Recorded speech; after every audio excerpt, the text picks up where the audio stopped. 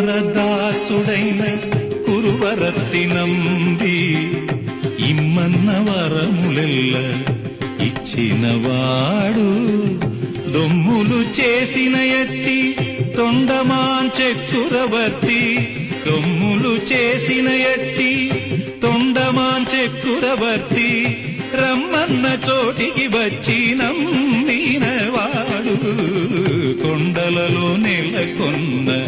గమదని సగమగదని దమగస కొండలలో సగసమగదమని గమగదమని దశని దమగదమగస కొండలలో నెలకొన్న